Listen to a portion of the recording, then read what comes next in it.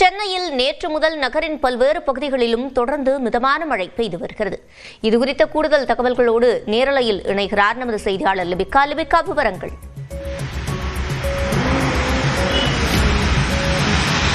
சிவரஞ்சனி, தென்னிந்திய பகுதிகளின் மேல் வளிமண்டலத்தில் இருக்கக்கூடிய ஒரு கீழடுக்கு சுழற்சி என்பது நிலவுகிறது.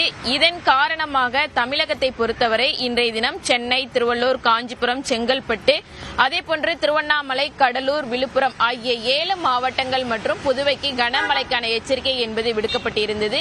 இந்த நிலையில் தொடர்ச்சியாக சென்னையை பொறுத்தவரை நேற்று இரவு பல்வேறு பகுதிகளிலும் லேசான மழை பெய்தது. தொடர்ச்சியாக இன்று அதிகாலை முதல் நகரின் பல்வேறு பகுதிகளிலும் தொடர்ந்து மிதமான மழை பெய்து வருகிறது. கடந்த சில நாட்களாக சென்னை மட்டுமின்றி தமிழகத்தின் பல்வேறு பகுதிகளிலும் குளிர் அதிக நிலையில் அதிகாலை நேரங்களில் நிலவியது. பகல் நேரங்களை பொறுத்தவரை வெயில் அதிக அளவில் இருந்தது.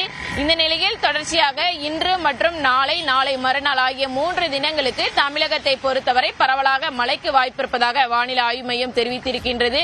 குறிப்பாக சென்னையை பொறுத்தவரை கோயம்பேடு, வடபழனி, நுங்கம்பாக்கம், அசோக் பில்லர், ஈக்காட்டு தாங்கல், ஜாபர்கான்பேட்டை, கிண்டி, அதேபோன்று வள்ளுவர் கோட்டம் உள்ளிட்ட நகரின் பல்வேறு பகுதிகளிலும், மேலும் சென்னை எழும்பூர், சென்ட்ரல், புரசைவாக்கம், அம்பத்தூர், ஆவடி உள்ளிட்ட பல்வேறு பகுதிகளிலும் தொடர்ந்து மிதமான மழை நீடிக்கின்றது. இன்று முழுவதும் சென்னையை பொறுத்தவரை கனமழைக்கான வாய்ப்பு என்பது விடுக்கப்பட்டிருக்கின்றது.